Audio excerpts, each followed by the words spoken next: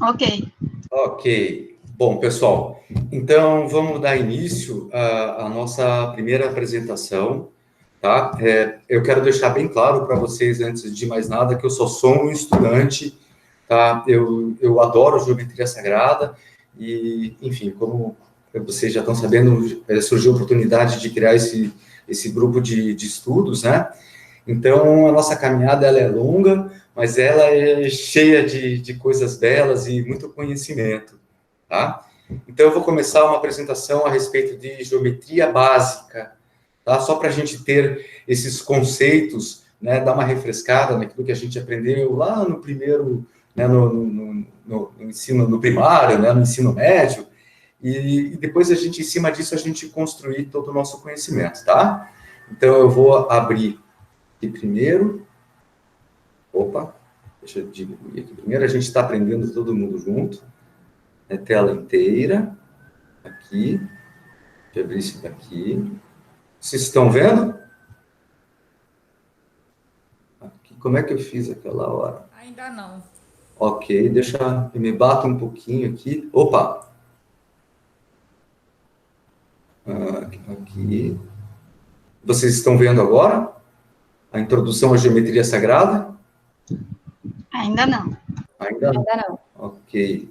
Até agora não. Deixa eu ver. Caramba, não é aqui.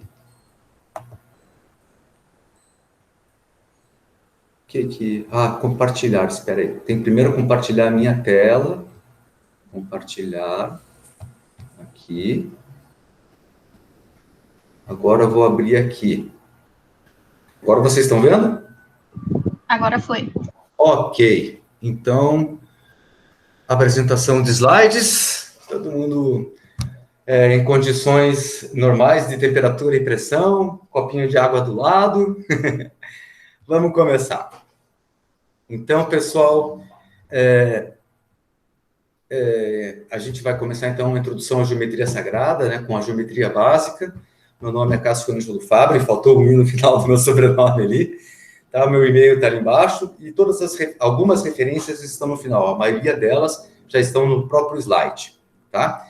Antes de começar, eu gosto sempre de falar um pouquinho, né, alguns conceitos do que é a geometria sagrada.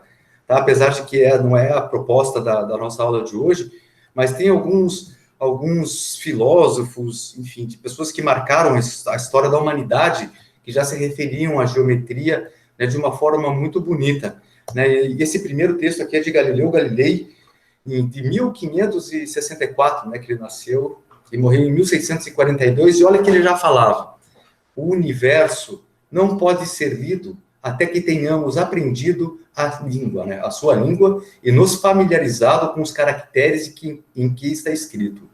Ele está escrito em linguagem matemática e as letras são triângulos, círculos e outras formas geométricas, sem a qual significa que é humanamente impossível compreender uma única palavra.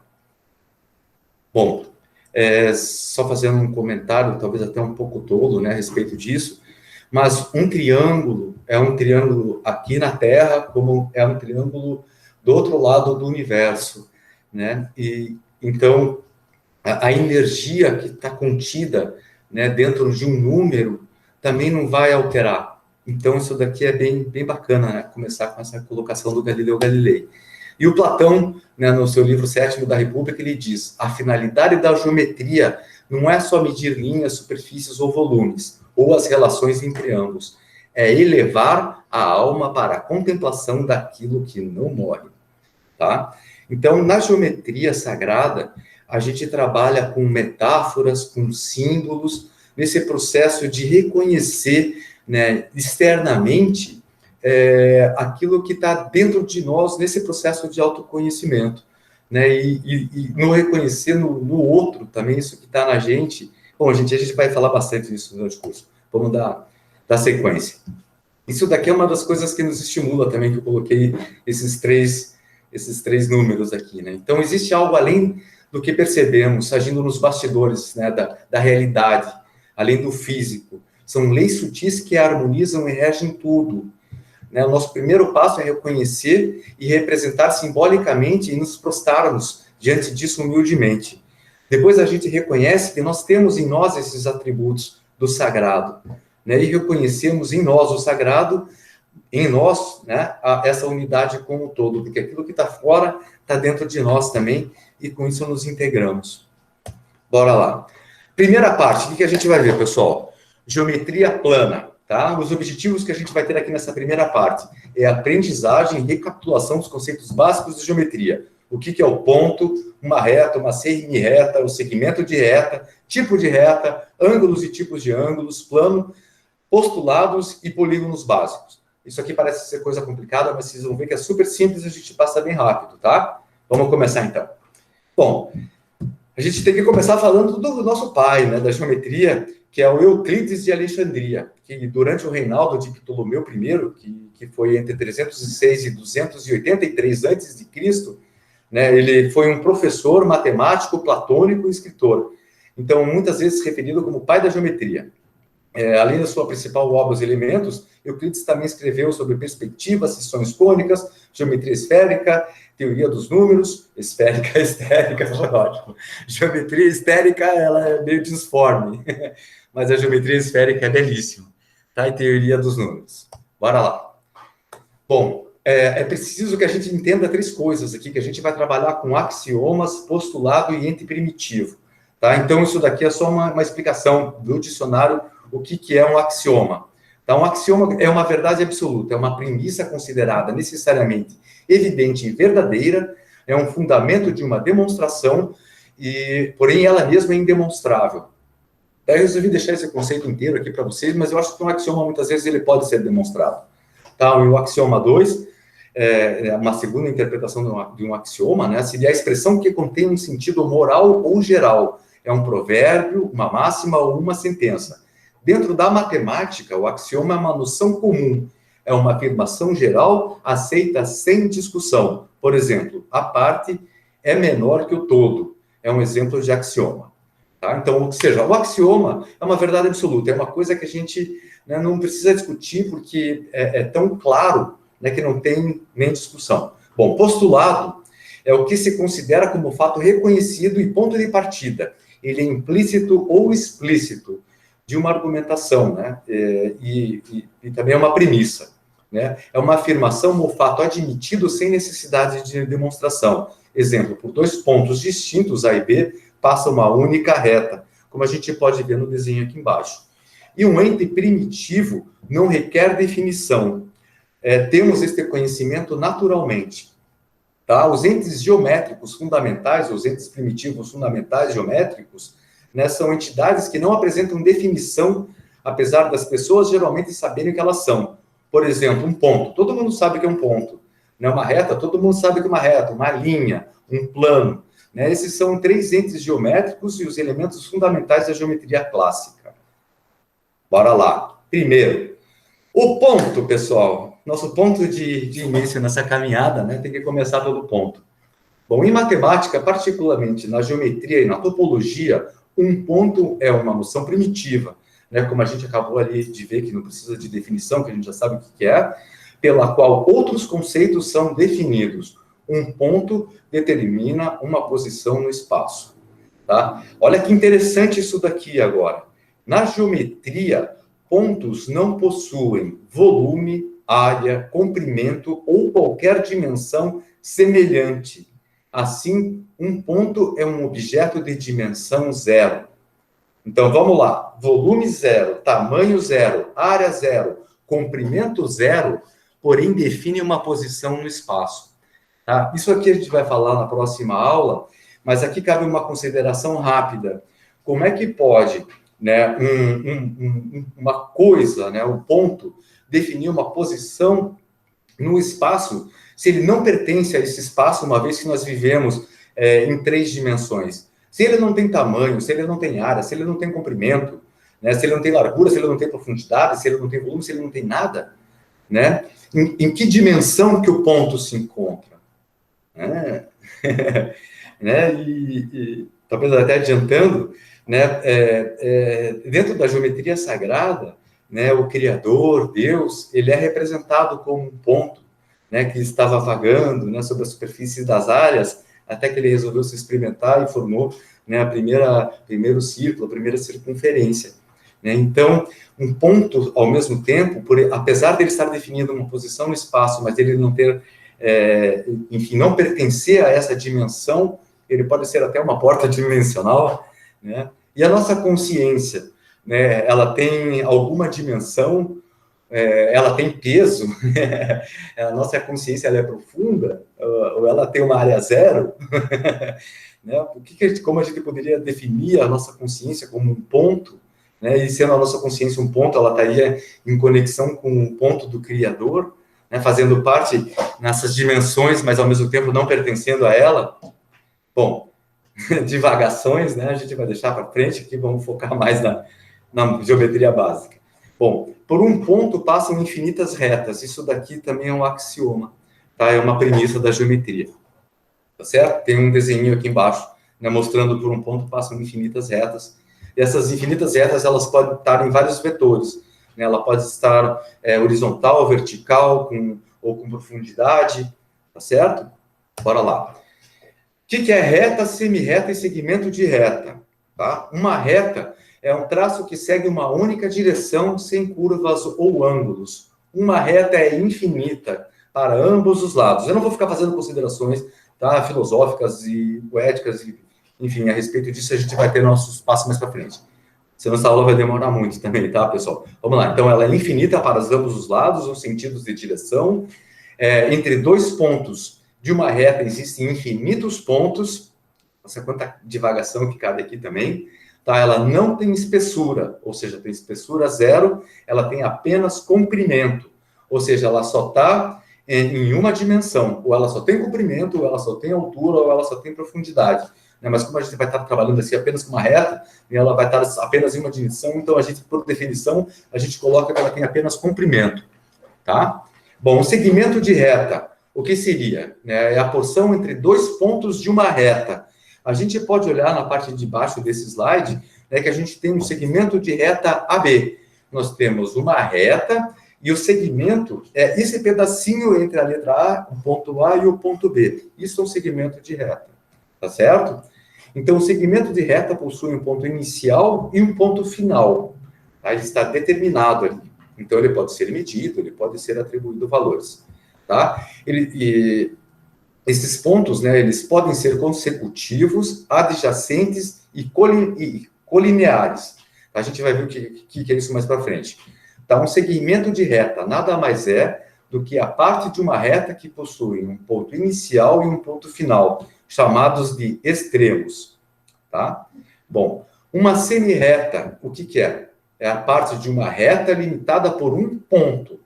Tá? A semirreta, então, ela sempre vai ter um começo e ela não vai ter fim, tá? É uma reta que tem início marcado por um ponto, mas não tem fim. Ou seja, é uma linha que apresenta somente uma direção e sentido, partindo de um ponto de origem para o infinito.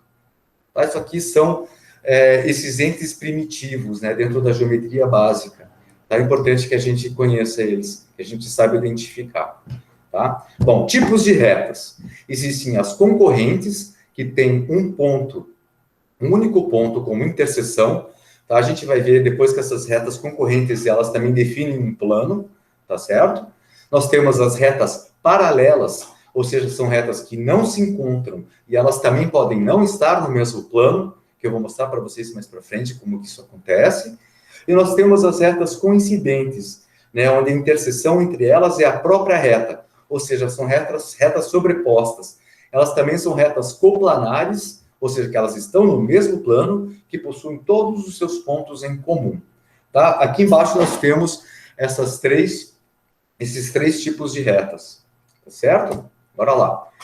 Tipo de ângulo. Então, o ângulo, o que é? É uma figura delimitada por duas retas que partem do mesmo ponto, ou por dois pontos, ou por dois planos que partem da mesma reta.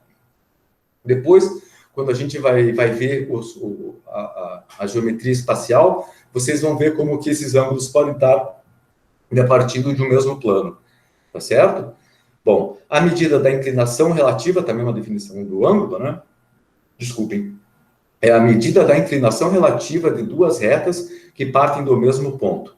Então, aqui nós temos os tipos de ângulos, né? Nós temos o ângulo reto, que é um ângulo de 90 graus, um ângulo agudo, que a gente encontra dentro de inúmeras formas geométricas, o ângulo obtuso também, que a gente encontra em muitas delas, e um ângulo raso ou meia volta, tá? Um ângulo agudo a gente encontra dentro de um triângulo, por exemplo, e um ângulo obtuso a gente encontra dentro de um pentágono, tá? Para vocês terem mais ou menos uma ideia, né, que a gente pode encontrar esses ângulos, tá bom? Bom, dentro dessa figurinha aqui, a gente pode ver ali, né, que nós temos o vértice da onde que parte, né, essas duas retas que formam um ângulo também, tá certo?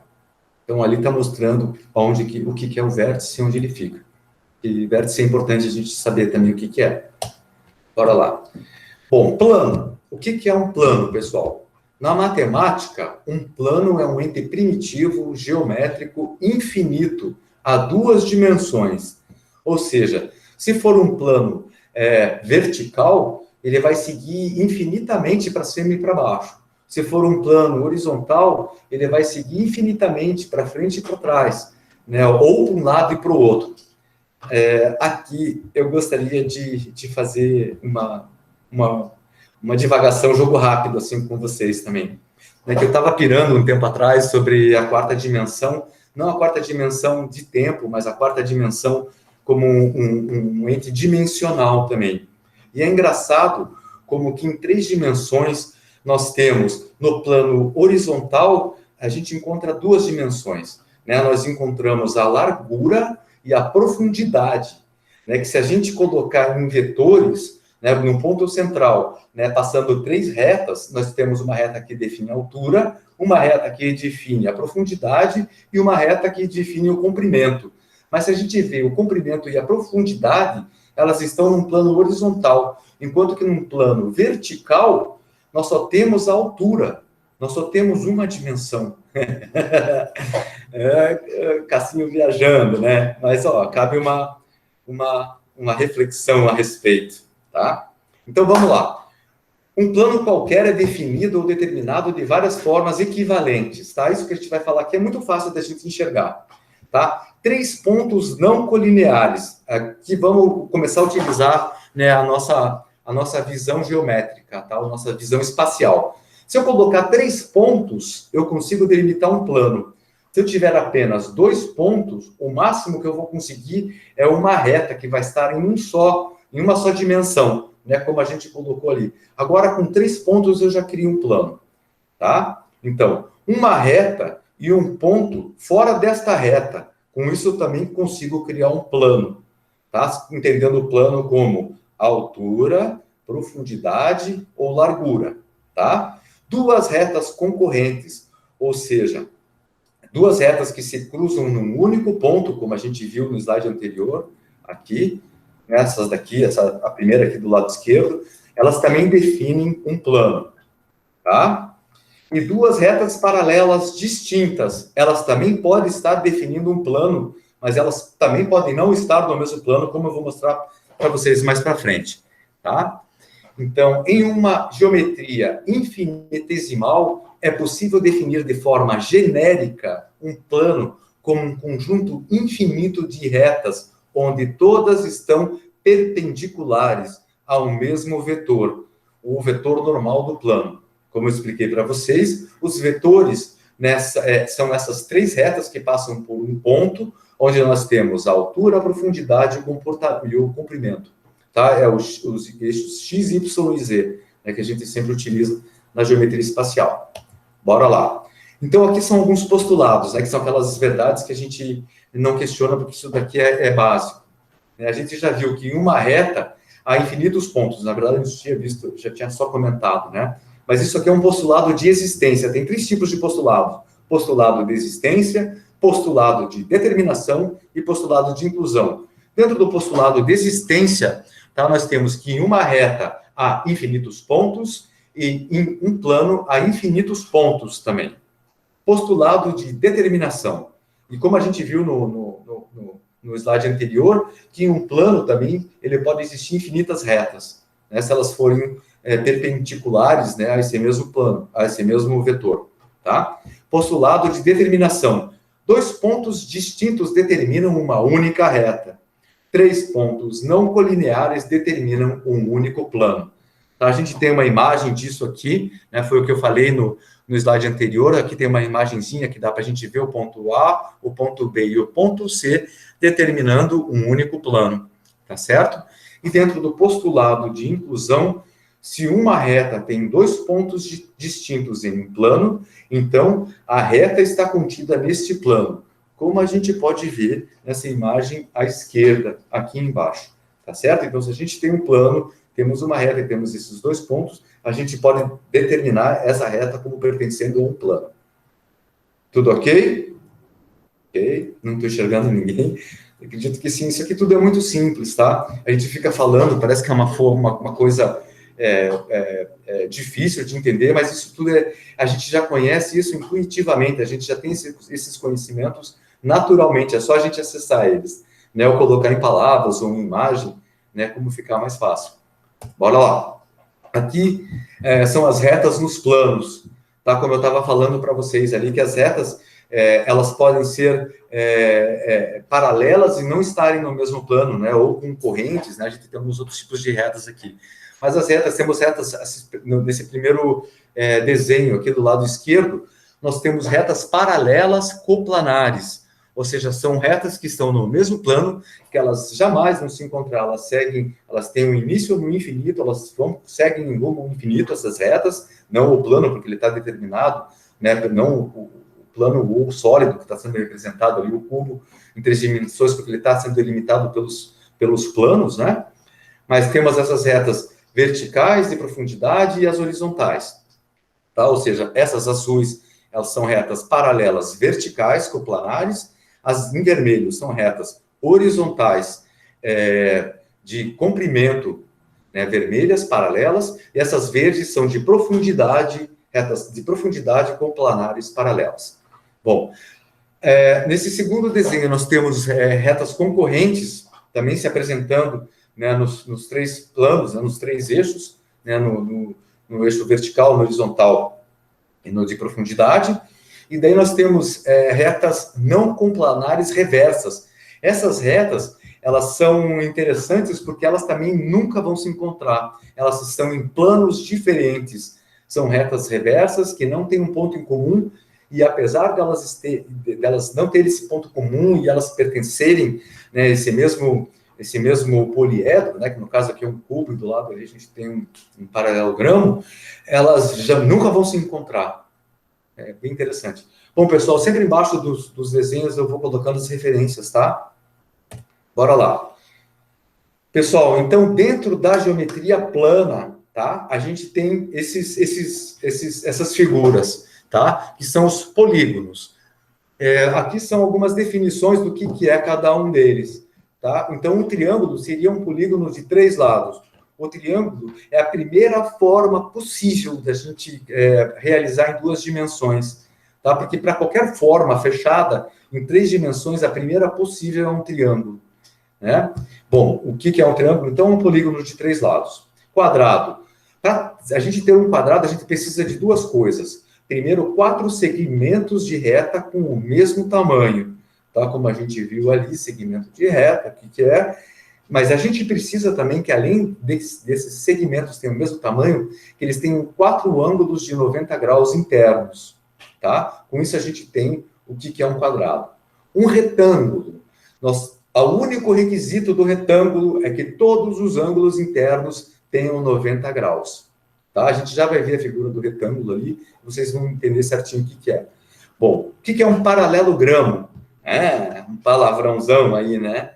Mas a gente já vai ver uma imagem dele, vocês já vão entender também, que é um quadrilátero com lados opostos paralelos. E ele é diferente do retângulo, apesar de que o retângulo e o quadrado também são paralelogramos, mas a gente tem outras figuras que são paralelogramos também, tá? Então, o quadrado e o retângulo são paralelogramos, mas nem todo paralelogramo é um retângulo, é um quadrado, tá? Um pentágono é um polígono de 5 lados, um trapézio é um quadrilátero, tá? Ou seja, tem 4 lados com 2 lados opostos paralelos e 2 lados opostos não paralelos.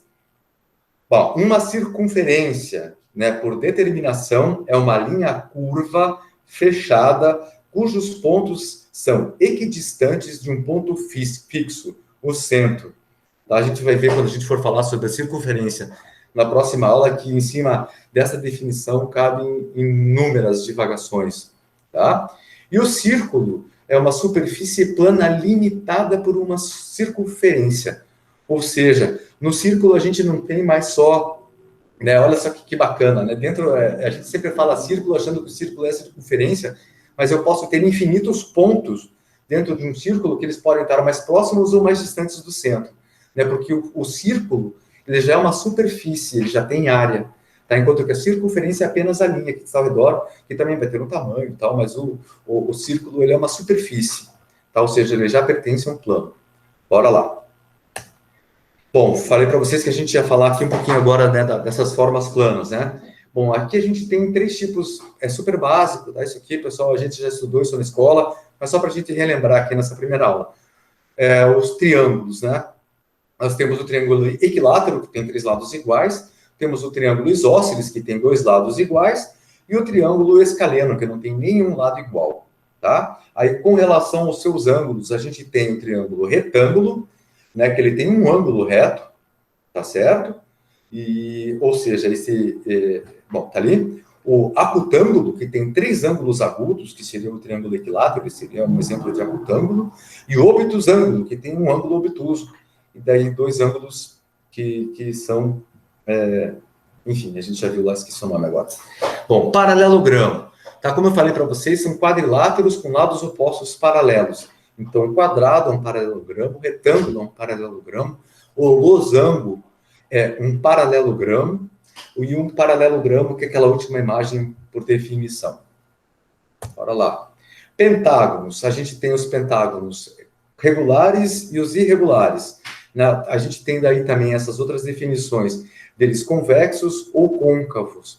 Tá? Então, o pentágono regular é o que a gente mais encontra dentro das formas da geometria sagrada. Dentro dele a gente tem o pentagrama, né? Ele é utilizado na construção do dodecaedro também, né? Como a gente vai ver mais para frente. Daí a gente tem essa outra forma ao lado, que seria um pentágono irregular e um pentágono irregular côncavo ali do lado. Bom, trapézio, né? Como eu falei para vocês, que também é um quadrilátero, mas olha a quantidade de trapézios que a gente pode ter, de imagens, né, que a gente tem de trapézios. Tá? A gente tem todas essas figurinhas coloridas aqui do lado. Tá? Bora seguir com a aula. Vamos lá. Então, como eu conversei com vocês ali, quando eu apresentei o círculo e a circunferência, então a circunferência é essa linha curva, fechada, cujos pontos são equidistantes de um ponto fixo, o centro, tá? E o círculo é a superfície plana limitada por uma circunferência. Tá? Então, é importante que a gente conheça esses conceitos do que é uma circunferência e do que é um círculo, para a gente não confundir mais. Tá? Então, bora lá. Vamos para a segunda parte da nossa aula, pessoal, que é a geometria espacial. Tá? Agora a gente vai começar a falar a respeito de figuras tridimensionais. Tá? Então, só revendo o que a gente viu ali, a gente viu o ponto, a gente viu a reta, né, que são aqueles entes primitivos, né, que é preciso que a gente conheça. Tá? Aqui nessa imagem, na parte de baixo, do lado esquerdo, a gente tem a representação dos planos que estão contidos, né, no eixo x, y e z, só que aqui ele está falando dos eixos alfa, beta e y. Tá? E aqui a gente tem um poliedro, né, que já com a altura, a largura e a profundidade. Ali um cubo, um hexaedro. Bora lá. Então, o que a gente vai ver? Né? Qual que é o nosso objetivo aqui nessa segunda parte da aula? É a aprendizagem e recapitulação dos conceitos básicos de geometria, né, da geometria espacial, com definição dos poliedros básicos que a gente tem, os sólidos platônicos. Tá? Aqui eu peço desculpas para vocês, porque eu aproveitei uns slides de outra apresentação que eu fiz. Então, nesses slides não vou estar apenas a representação dos sólidos platônicos, com várias outras características já utilizadas na geometria sagrada. Vamos falar um pouco sobre a esfera, e eu só vou mostrar para vocês os sólidos de Arquimedes, e só vou apresentar o cone e as seções cônicas, tá? Porque sobre esses 2 últimos itens, nossa, cabe muita coisa. Bora lá. Então, o que é a geometria espacial? É o conceito dela. A geometria espacial é a análise de sólidos no espaço, ou seja, é a geometria para objetos tridimensionais, diferente da geometria plana, que é o estudo de figuras bidimensionais. Assim como esta, aquela surge com base em conceitos primitivos, sendo eles o ponto, a reta, o plano e agora o espaço, tá? Então, com base nos elementos primitivos, desenvolve-se os sólidos geométricos, desenvolvem-se, né, os sólidos geométricos, sendo os principais os poliedros, o paralelepípedo, cubo e demais prismas, além dos conhecidos como sólidos de Platão, que são 5, e os corpos redondos, o cone, o cilindro e esfera. Além do reconhecimento desses sólidos, é importante compreender que os cálculos de volume e de área total possuem fórmulas específicas para cada um dos tipos. Para o alívio de vocês, nós não entraremos nesta parte de cálculo de volume e área, até porque ia ficar meio chato. Bora lá. Face, aresta e vértice, tá? Pessoal, aqui a gente já está tratando de sólidos, né, de 3 dimensões. Então, tem um desenho aqui em cima que fica bem fácil para entender o que é cada um deles. Mas vamos aos conceitos. Então, face é como um lado da forma geométrica espacial. Cada face é composta por, no mínimo, 3 arestas para poder ter uma forma definida, o que, no caso, seria um triângulo. No cubo, aqui em cima, né, ele tem 4 arestas. O triângulo, quando a gente tem ele numa forma tridimensional, nós teremos o tetraedro, como a gente vai ver mais para frente, tá? Em uma forma de 3 dimensões, cada lado é uma face, tá certo? Então, vamos lá. Arestas são as linhas resultantes do encontro de 2 faces. Ou seja, quando 2 faces se encontram, elas formam uma linha, e esta linha é chamada de aresta. Então, nessa imagem de cima, né, nós temos o cubo, né, com as suas várias faces, e nós temos uma aresta que delimita um plano horizontal com um plano vertical, um plano de profundidade com um plano vertical, e um plano horizontal com um plano de profundidade. Tá certo? Acho que, não sei se vocês conseguiram enxergar todas essas arestas, mas elas estão ressaltadas com linhas mais escuras no desenho do meio. Beleza. Então, o que são vértices? Né? Então, os vértices são os pontos de encontros das arestas, tá? Ou seja, a aresta é formada pelo plano e aonde os planos se encontram, né, com as linhas das arestas, formam-se os vértices. Ou seja, a aresta de um poliedro, ou seja, arestas de um poliedro se encontram em um ponto e este ponto é o vértice do poliedro. Tá? Ficou um pouco redundante essa definição, mas tá aí. Entenderam, né? Eu espero. Tem um desenho em cima também que fica bem claro, né, o que é um vértice. Tá? Um vértice é bacana também porque ele define os 3 eixos, né, os 3 vetores, na verdade. A largura, a profundidade e a altura. Então, o vértice é um ponto, né, e lembrando do ponto, né, que a gente viu lá no começo, que pode ser, né, um ente primitivo que não possui dimensão. Bora. Bom, sólidos platônicos, pessoal. A gente tem certeza, né, até hoje a gente não conseguiu encontrar nenhum outro poliedro regular como esses que o Platão, né, esse cara tão sensacional, né, nos apresentou. E eles são 5 poliedros regulares, nenhum outro poliedro apresenta isso. Tá? As características dos sólidos platônicos eu esqueci de colocar aqui, mas dá 2 slides numa outra apresentação, eu prometo que eu coloco na próxima para vocês. Mas eles têm várias características, entre elas que todas as faces, né, são iguais, que todos eles tocam igualmente uma esfera, todos os vértices tocam igualmente dentro de uma esfera, né, ele está circunscrito de uma forma que todos os vértices tocam, né, a circunferência, né, da esfera. Bom, enfim. E aqui embaixo estão eles, tá? Que é o tetraedro, o octaedro, o cubo, o dodecaedro e o icosaedro. Tá? A gente vai ver cada um deles agora. Aqui que eu pedi desculpas para vocês anteriormente, esse slide aqui está dentro de uma outra apresentação, mas aqui a gente vai ver mais para frente, tá? Mas só para mostrar o que é o tetraedro. Então, o tetraedro, ele é formado por 4 triângulos. Ele tem 4 faces, 4 pontas, 6 arestas, tá? Que são o encontro das faces. A soma dos ângulos internos é 720 graus, ou seja, 4 triângulos na soma dos ângulos internos, que cada ângulo interno, soma do ângulo interno de um triângulo soma 180, tá? E olha que interessante, pessoal. Nessa soma dos ângulos internos, nós temos 180 graus, 1 mais 8, 9. Né? Na soma de todos eles, 720. 7 mais 2, 9. O 9 é um número bem interessante, né? Ele está um pouco fora, né, dessa dimensão. Bom, o número associado ao tetraedro é o número 1, as letras AJS, a cor é o vermelho, o elemento fogo, os elementais salamandra, a estação do ano ao verão, o sentido que ele trabalha é visão, né? Isso é bem claro, porque o tetraedro representa o fogo é a luz que nos propicia essa visão, né? No corpo, ele é responsável pelo impulso elétrico do coração, cérebro, dentro dos reinos, né, 7 reinos, ele trabalha com o reino animal, e nos nossos chakras é o terceiro chakra, o plexo solar, né, que é o nosso centro de poder pessoal. Outro sólido platônico, o hexaedro ou cubo, tá? Ele é formado por 6 faces, né, 8 vértices, né, 8 pontas, tá?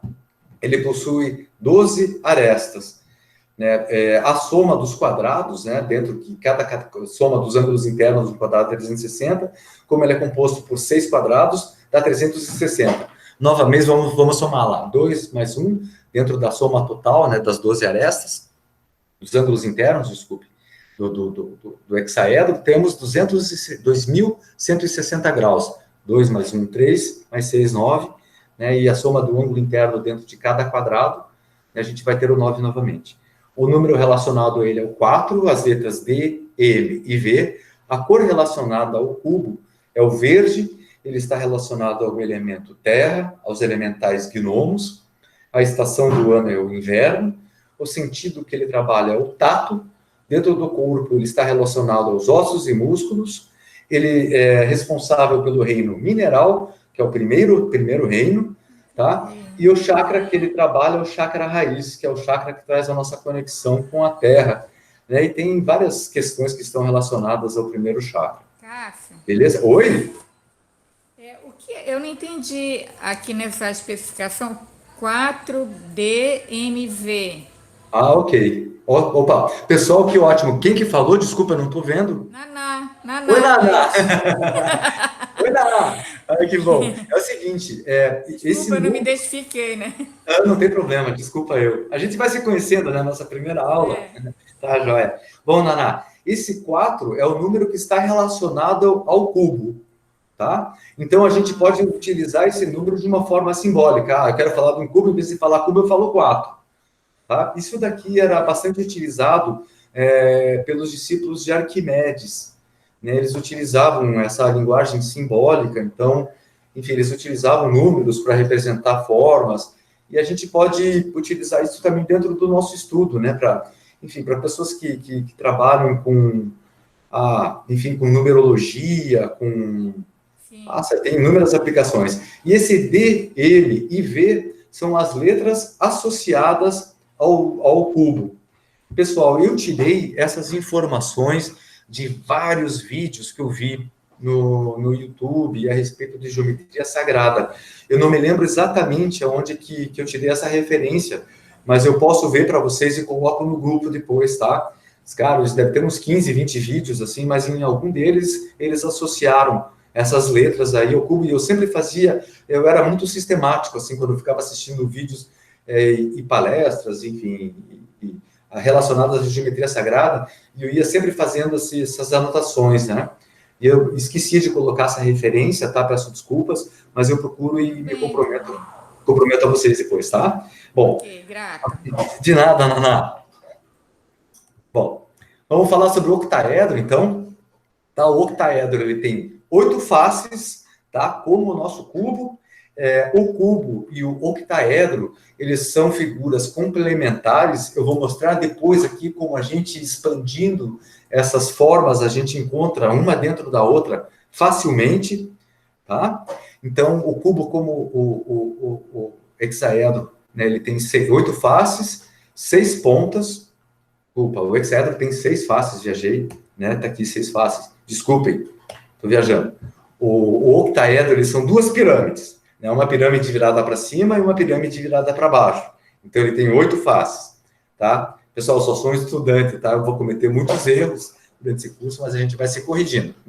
Senão, na hora depois, podem chamar atenção também, tá? Vamos lá. Então, o octaedro tem 8 faces, 6 pontas, 12 arestas, né, que são o encontro das faces. Ele tem 1.440 graus com a soma desses ângulos internos, novamente, 4 e 4, 8 e 1, 9, né? E são 8 triângulos com 180 graus a soma desses ângulos internos dentro do triângulo. Tá? O número relacionado ao octaedro é o número 3. Tá? A cor relacionada a ele, as letras é o C, o L e o U. A cor relacionada ao octaedro é o amarelo. Ele trabalha com o elemento ar, né, dentro dos 4 elementos. Os elementais associados a ele são os silfos e fadas. A estação do ano é a primavera. O sentido é o olfato. Isso é bem óbvio também, né, porque é pelo ar que a gente sente o cheiro. Né? No corpo ele trabalha aqui novamente as narinas, os brônquios e pulmões. Ele trabalha com o reino humano, dentro dos 7 reinos. Dentro dos chakras ele trabalha com o 4º chakra e o 5º chakra. Tá? A gente vai ver isso daqui mais completo quando a gente trabalhar especificamente com cada um desses poliedros. Tá? Bom, icosaedro, ele tem 20 faces, né, que são 20 triângulos. Ele tem 12 vértices, 30 arestas. A soma desses 20 triângulos, né, que formam ele dá 3.600 graus. Novamente, chegamos ao número 9, né, nessa redução dos números, que são a soma de 180 graus e a soma dos ângulos internos do triângulo. Tá? O número relacionado a ele é o número 2, as letras B, K e T, a cor relacionada ao icosaedro azul, o elemento água, os elementais associados a ele são as nereidas e as ondinas. A estação do ano é o outono. Ele trabalha com o sentido do paladar, né? A gente tem a saliva, né, na nossa boca também. No corpo ele trabalha os rins, a bexiga, o sangue, esperma, né, todos os líquidos, as lágrimas, né, todos os líquidos do nosso corpo. Ele está associado ao reino vegetal e trabalha com o 7º e 2º chakras. E, por último, dentro dos 5 sólidos platônicos, nós temos o dodecaedro, que ele tem 12 faces formadas por pentágonos, né, como a gente pode ver na figura ao lado aqui.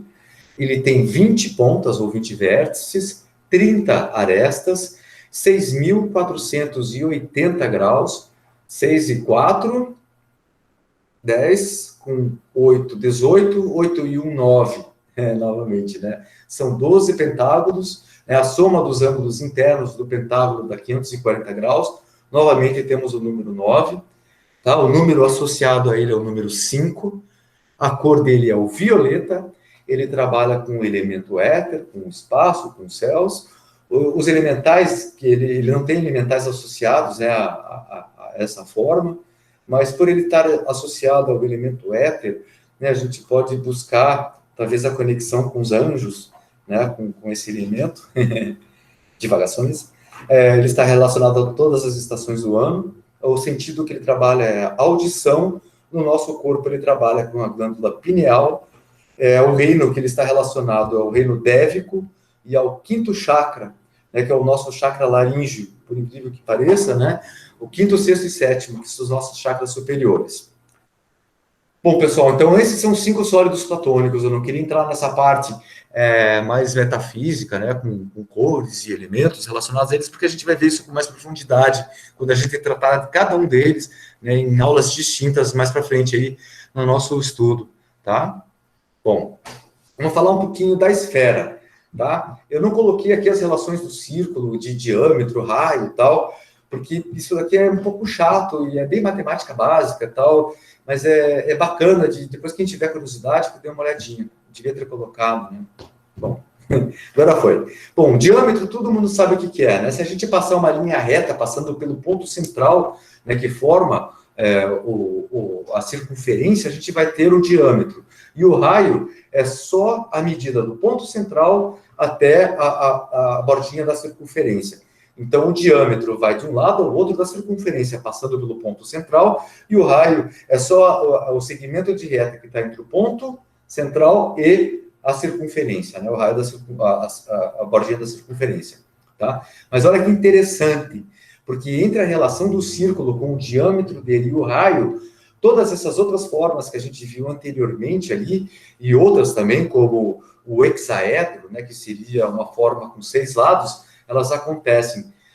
A gente pode fazer esses desenhos depois numa aula prática, é bem bacana a gente explorar isso daqui de uma maneira prática para vocês entenderem isso, né, como que a gente encontra elas. E é fácil, tá? A gente pode falar que parece uma coisa assim, coisa de desenho de engenheiro tal, mas não é, é bem simples de fazer, tá? Bom, o que a esfera representa, né? Ela representa a presença do todo. É o espírito que habita no vazio, né? O espírito habita no vazio na esfera. É o ponto zero, é o finito e o infinito.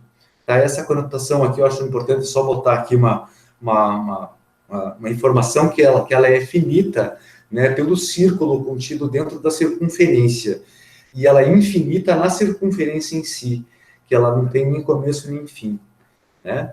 Bom, esse totipotencial aqui no sentido de utilização dos chakras do corpo, tá? Ela trabalha então com todos os corpos, todos os chakras, tá? Ela também dentro de uma forma tridimensional, quadridimensional, ela poderia se mover em espiral, a esfera, a gente vai ver isso depois, que o próprio torus, que é uma figura geométrica, que a gente vai ver mais para frente, ela seria a implosão de uma esfera, quando ela se implode, né, ela forma o torus. O que é o torus? Para quem não conhece, assim, é uma rosquinha do donut, é um pneu, né? O pneu tem, basicamente, assim, a forma de um torus. Tá? Então, se a gente pegar, né, a ponta superior e inferior de uma esfera e afundar, né, buscando o centro, a gente vai ter a forma de um torus. Tá? Ele é totipotencial, desculpe, pessoal, porque tem pessoas que trabalham com biogeometria, né? Eles trabalham com cura, utilizando formas geométricas nos chakras, tá? Mas o chakra relacionado à esfera é o sétimo, mas dentro desse sentido de cura, né, utilizando formas geométricas, ele é totipotencial. Tá? Então, dentro dos chakras, ele trabalha com o sétimo e os próximos, né? Ele faz a conexão com o todo, e ele é o princípio criador e conecta com todos os centros inferiores, né? Os chakras inferiores. Bom, vamos lá. O que são os sólidos de Arquimedes? Tá? A partir dos 5 sólidos platônicos, se a gente quebrar uma pontinha, ou a gente truncar, né, que chama-se, a gente vai ter todas essas outras formas aqui. Tá? Eles são no total de 13. Tá? A gente tem o tetraedro truncado, temos o cubo octaedro, que é o vector equilibrium, que a gente vai ter uma aula só sobre ele, né, que a partir dele a gente chega na matriz vetorial isotrópica, que é onde a gente tem o ponto de equilíbrio, né, zero, que é uma matriz protogeométrica, né, que segundo o geômetra Richard Buckminster Fuller, né, e depois o Hussein Haramein, que é um outro físico geômetra, eles falam que o universo só existe graças a essa forma, né, por isso que achei bacana a gente fazer uma aula sobre ela. A gente tem o cubo truncado, a gente tem o dodecaedro, o octaedro truncado. A gente pode construir essas formas. Eu já, praticamente todas elas eu já construí com palitinhos de espetinho, assim. É um trabalho de sábio presidiário chinês para construir um negócio desses. Às vezes leva uma semana, né? Mas é muito bacana. É possível, tá? A gente fazer isso daí tridimensional. A gente só está vendo a representação deles aqui. E é muito legal. Pessoal, eu fico insistindo nessa coisa da gente desenhar, né, da gente ter essas aulas práticas, porque o entendimento, né, quando a gente começa a fazer isso, a respeito da energia das formas, enfim, ele começa a ser muito mais intuitivo, né, quando a gente começa a fazer esses desenhos e explorar a energia que esses desenhos têm.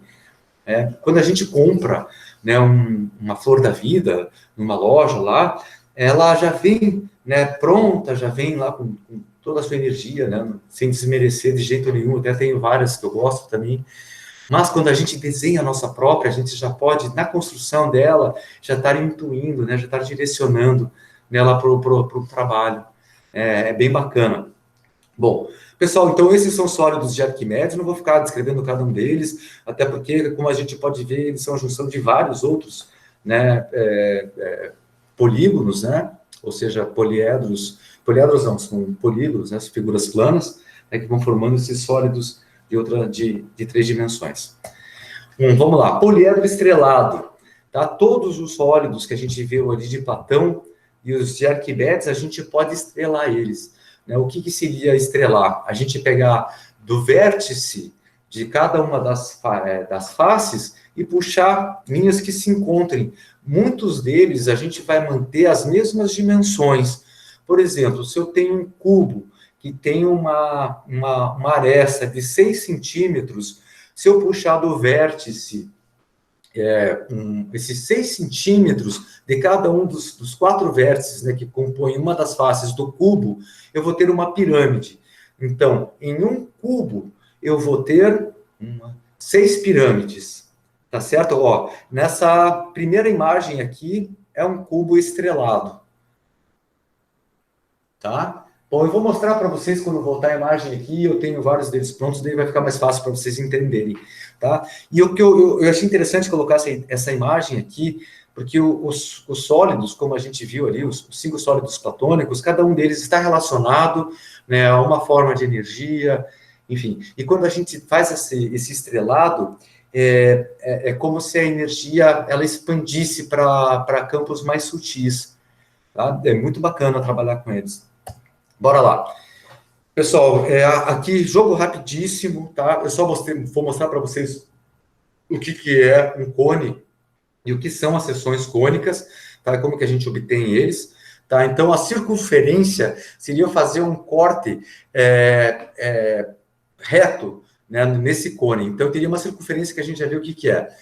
Bom, se eu inclinar um pouco esse corte, eu teria uma elipse, tá? O que é uma elipse? Nada mais é que uma circunferência alongada. Só que a partir da elipse, né, dentro da geometria sagrada, a gente já tem uma série de outras conotações, porque uma circunferência só tem um centro. Uma elipse já tem 2 centros, tá? Então, esses 2 centros, eles podem ser, né, dentro de uma busca simbólica, assim, 2 centros que a nossa vida pode estar girando. Como a gente vive na dualidade, né, como a gente vai ver no Caibara aqui um pouquinho mais para frente, como nós estamos, né, na dualidade, esses 2 centros podem representar, por exemplo, o plano material e o plano espiritual. Né? Então, em que ponto que eu estou dentro de uma elipse de distância, né, da minha vida material e da minha vida espiritual? Bom, chega de divagações. A parábola, né, seria se eu fizer um corte dentro desse cone, né, onde que eu vou ter apenas essa forma gerada ali por esse corte, e a hipérbole é o terceiro desenho desses 3 cones que estão aqui do lado esquerdo. Está dentro dessa... A parábola, ela pode ser relacionada à nossa vida, né, que a gente começa num ponto, aí a gente se projeta durante a nossa vida, até que a gente chega no auge da nossa vida, a gente termina lá naquele outro ponto. E a hipérbole, que está escrito hipérbola, tá bem? É uma forma de grafia da hipérbole, seria esse mesmo movimento, né, seria esse corte aqui no cone, onde que na parábola eu só tenho ainda uma parte do cone sendo cortado, mas na hipérbole eu tenho esse mesmo corte em 2 cones, tá? Seria a representação do nosso eu superior, chegando perto da matéria, enquanto a gente está dentro da matéria, buscando o nosso campo espiritual, os 2 quase se tocando, assim, no máximo da nossa conexão espiritual, e depois o nosso eu superior voltando para o espiritual, para a matéria. Tá? Bora lá. Bom, estamos acabando, pessoal, só vou botar esses 2 conceitos de geometria sagrada aqui para estimular vocês o que vem pela frente, tá? Então, a geometria sagrada pode ser vista por 2 ângulos, que a gente viu ali anteriormente, o que é? Tá? Um ângulo espiritual ou acadêmico. Tá? Ela pode ser entendida por cálculos matemáticos, tão belo quanto as formas, que dentro de um conceito místico ou metafísico, transcende os parâmetros da matéria em si. Tá? A geometria sagrada expande a consciência, a intuição, a própria razão, mas principalmente a nossa quietude. Tá? Quando a gente começar a construir, a desenhar ou estudar elas, a gente vai ver que isso tudo começa a nos trazer inúmeras divagações e indagações. Elas, sem dúvida nenhuma, nos tira da quietude. Tá? Outro conceito que acho bacana também é que a geometria sagrada são os códigos do universo para a leitura do mundo exterior e interior. Tá? Seus atributos dão ordem à matéria, à energia, à informação e consciência. São padrões de informação que nos recordam as leis de autossustentabilidade, evolução e equilíbrio, trazendo saúde e bem-estar, mas principalmente beleza e harmonia. Tá?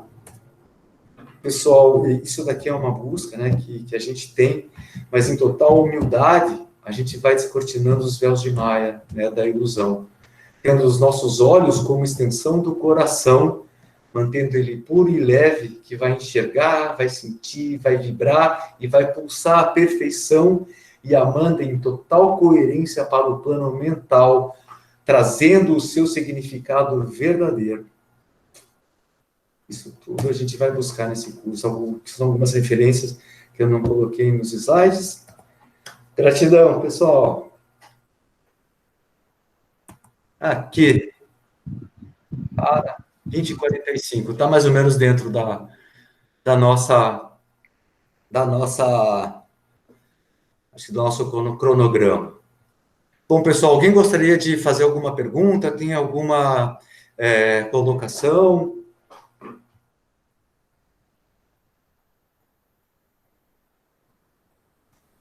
Ok, só tem gratidão aqui?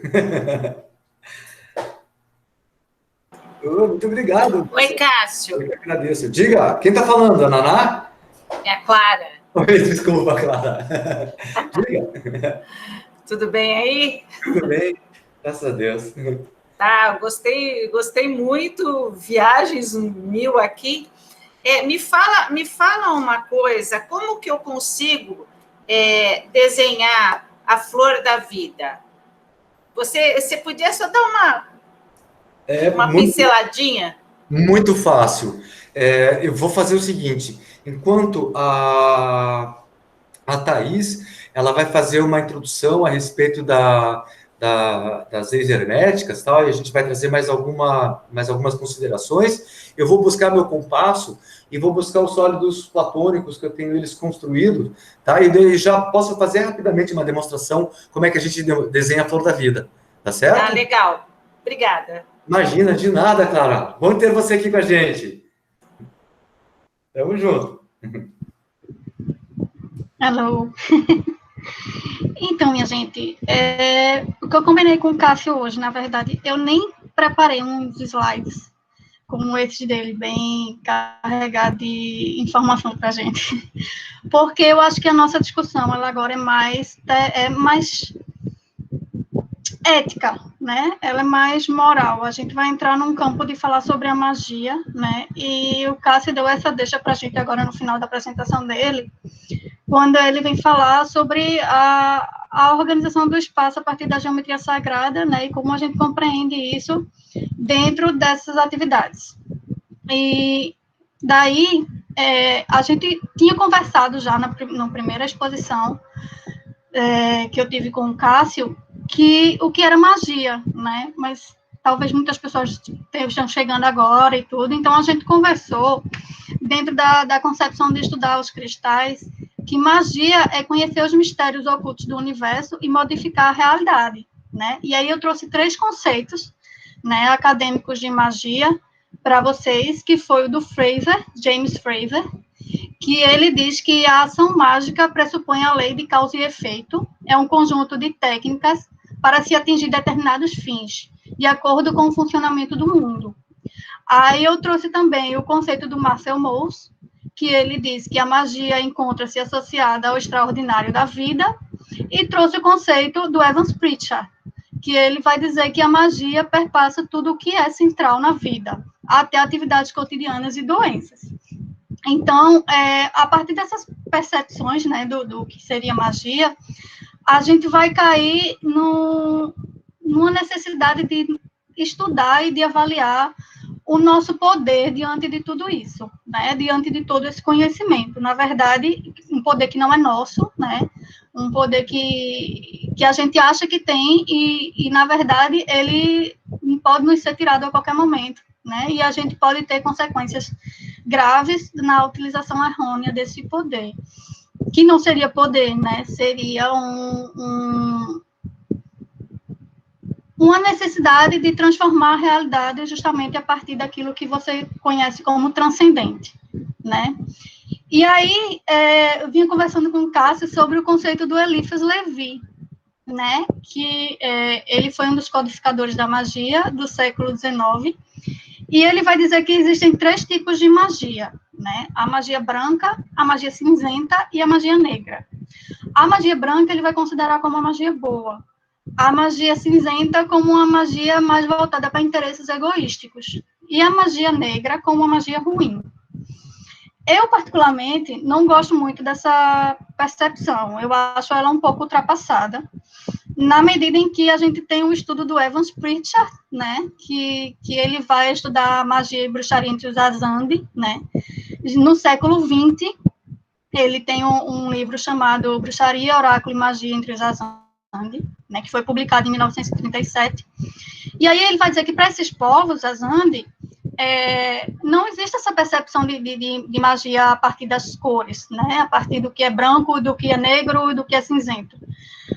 Para os Azandi, existe a magia boa, que é aquela magia que é aceitável socialmente, que é a magia que é da cura, né, que vai trazer um bem para a sociedade, e o que eles vão chamar de feitiçaria, né, e aí que seria também a bruxaria, que seria a concepção de uma magia ruim, né.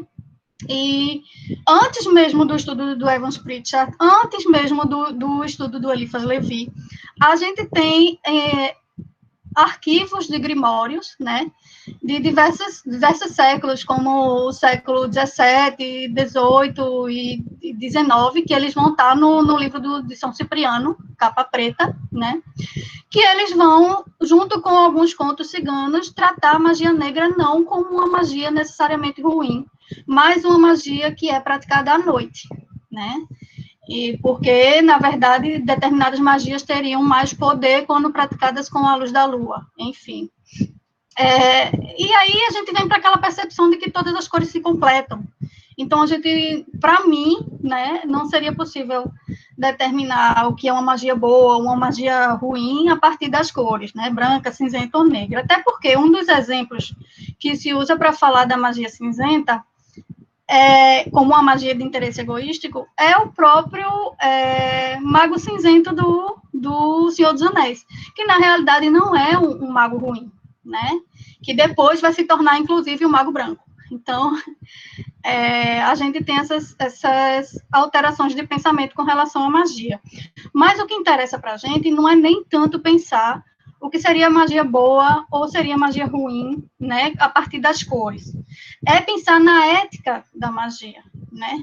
O que é que a gente precisa para aplicar esse conhecimento que nos está sendo dado e que pode ser retirado a qualquer momento, de uma maneira que seja satisfatória para o universo, né? O que é que a gente vai jogar de volta para o universo, né? O que é que a gente vai devolver no universo. Então, a gente vai começar a estudar justamente o Kybalion, né, que alguém já tinha mencionado, inclusive, no chat,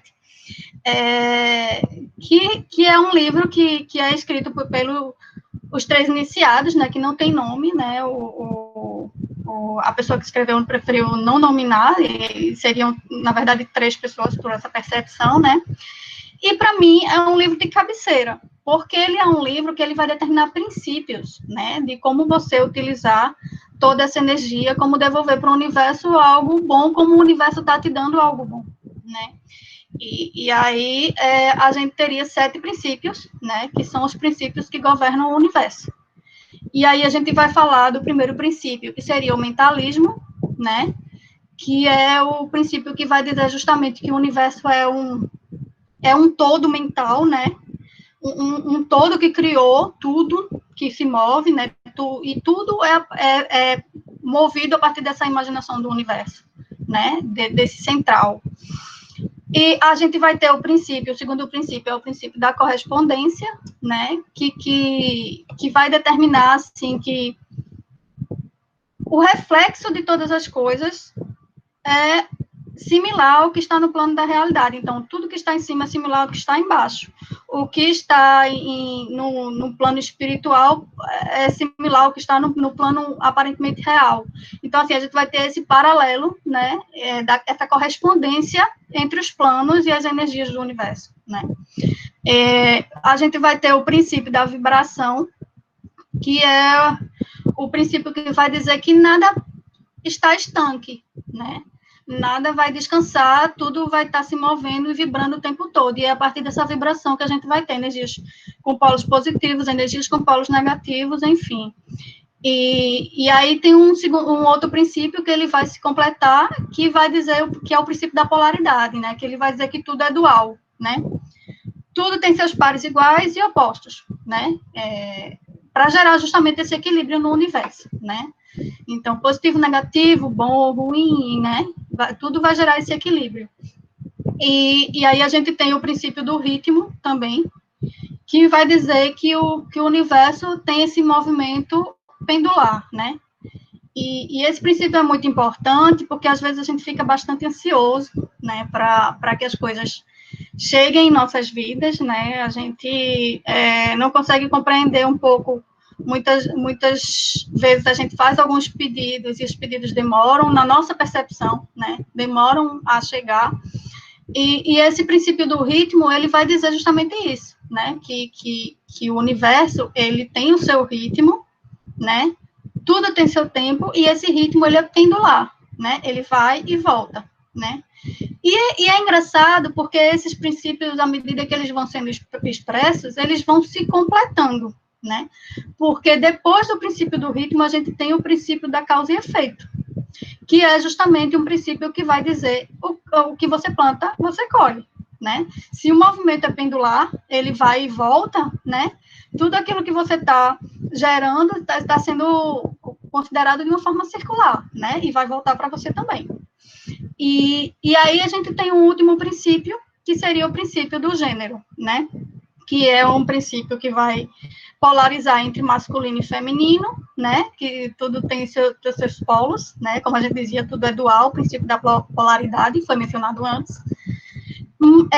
E ele vai falar do masculino e feminino não como uma questão sexual, mas como uma questão mental, né? Uma questão de fertilização da mente e gestação da criatividade para gerar uma nova energia e uma atividade que seja satisfatória para o universo, né? Então, a partir daí, eu falo de uma perspectiva de uma religiosidade neopagã, né, que eu sou neopagã. Então, a partir daí, a gente tem também o Conselho Wicano, né, que ele vai determinar alguns princípios para a bruxaria em cima justamente desses princípios do hermetismo, né, que aí ele vai dizer que a magia ela é justamente essa invenção criativa, né, que vai ser gerada a partir das infinitas possibilidades de transformar a consciência em realidade. E ele vai dizer também que você pode fazer o que quiser sem ninguém prejudicar, né? Porque você tem que ter esse respeito a essa energia criadora, né? E existe a lei tríplice para a gente, que é o que você gera no universo, você tem para você 3 vezes, né? Então, é a lei de causa e efeito triplicada. Então, o que você planta, você colhe 3 vezes. E a grande teia universal, que seria, na verdade, considerar que tudo está interligado e que tudo é sagrado. Então, se você movimenta, manipula a energia de determinada forma irresponsável, né?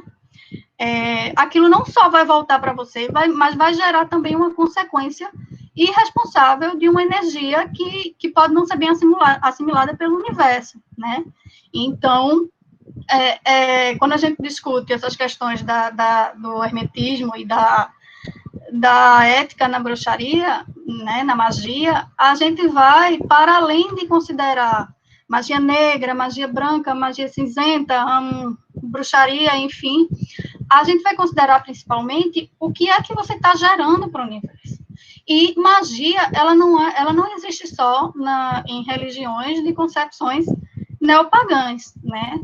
Na verdade, qualquer pensamento espiritual, né, transcendente, inclusive talvez não religioso, mas principalmente transcendente, ele vai estar lidando com magia, já que, como a gente viu, magia é uma forma de alterar a realidade a partir daquilo que você considera que deve ser lançado no universo, né?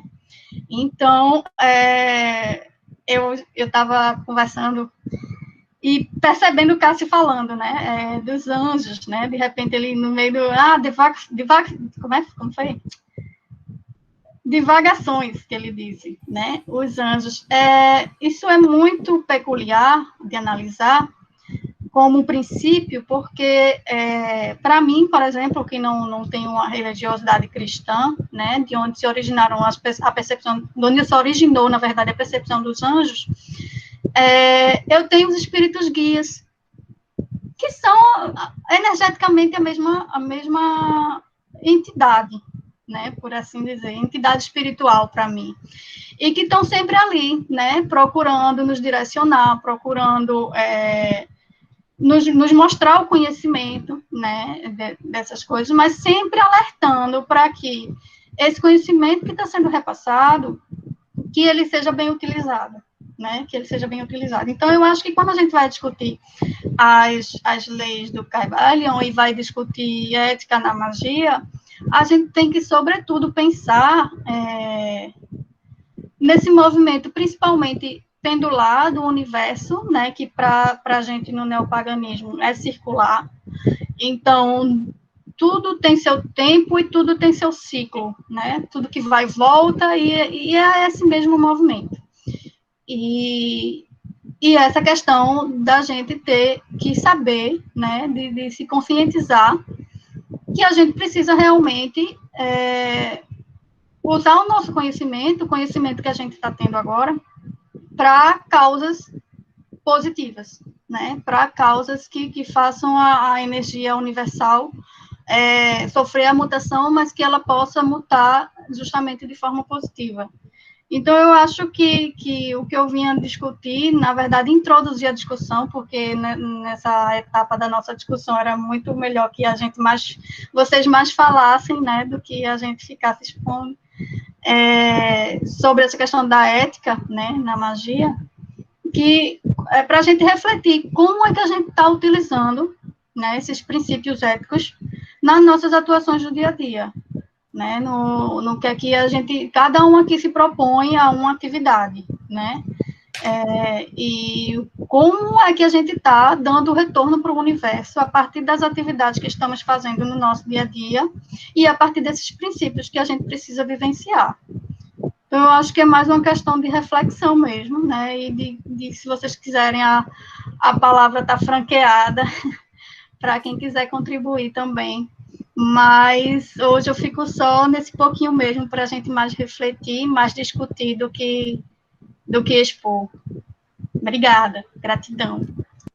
Sensacional, Thaís. Thaís, eu gostaria de fazer só uma colocação que eu acho que serve como guia para a gente, né? Vou ligar minha câmera aqui também, que serve como guia para a gente, dentro dessa definição do que é magia branca, magia cinzenta, magia negra. É muito simples, na verdade.